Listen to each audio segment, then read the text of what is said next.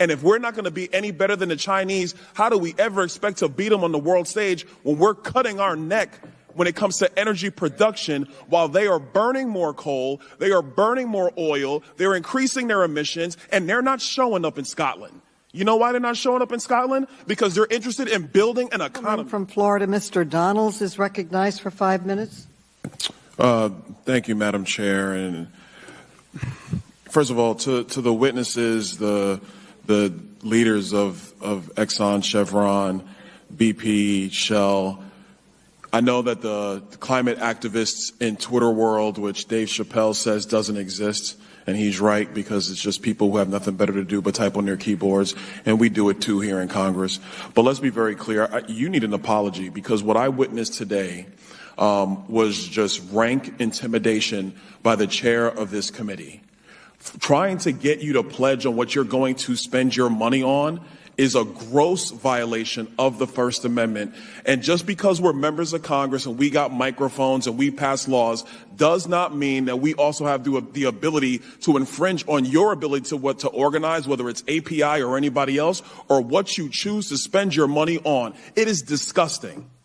It is absolutely disgusting. Somebody needs to go call Merrick Garland, tell him to get in here and watch the intimidation that came from this very panel today. Because this is not about defending big oil or defending big anything. It's about defending the ability of people in our country to be free, say what they want, think what they want, spend their money how they choose. And if we're not going to be any better than the Chinese, how do we ever expect to beat them on the world stage when we're cutting our neck when it comes to energy production while they are burning more coal, they are burning more oil, they're increasing their emissions, and they're not showing up in Scotland?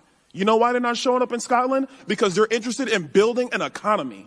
They're interested in becoming the dominant economic player across the globe. They're interested in becoming the dominant military player across the globe. And while we joke around and mess around intimidating you guys who frankly heat our homes, you cool our fridges, you keep our cars going, this is insane.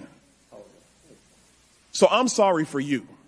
And I'm sorry for the people in our country who have to witness shenanigans like this and witness circuses like this. That's why they call that one show on HBO, whatever it is, The Circus, because that's exactly what this is. Madam Chair, I'm requesting that a letter be entered into the record.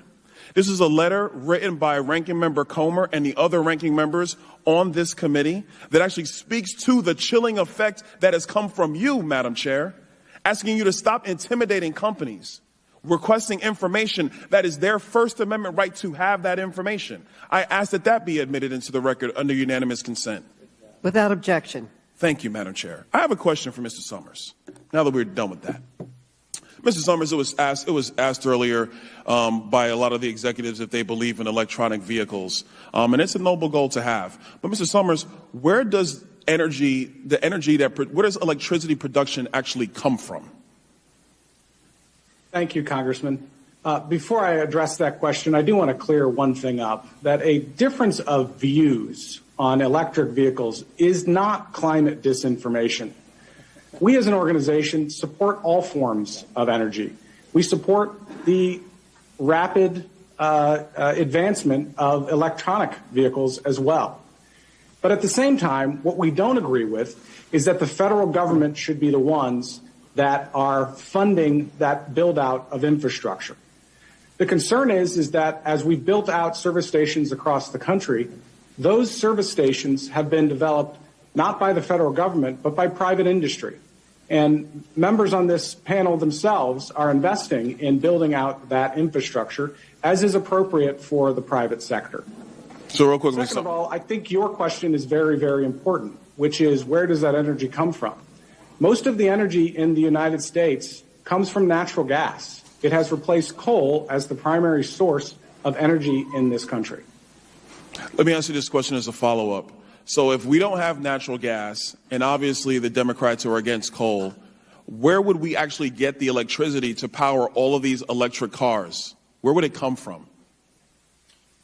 Well, Congressman, for most countries and for certainly the United States, the energy, there would be likely a fuel switch back from natural gas to coal. So real quick, Mr. Summers, and I don't mean to cut you off because you make a great point, but I got 30 seconds. It is important for the American people to understand that if you follow the idiocy that's in the bipartisan infrastructure agreement, which is going to make natural gas harder to procure, we're actually not going to have lower emissions. We're going to have higher, because you're going to have to switch back to coal-fired plants. And just for the record, let's also say the world will always demand energy. If you're not getting it from us, where we actually do it more safely and more cleanly, you'll get it from Russia, you will get it from China, and they don't care what the climate activists have to say on Twitter. I yield back.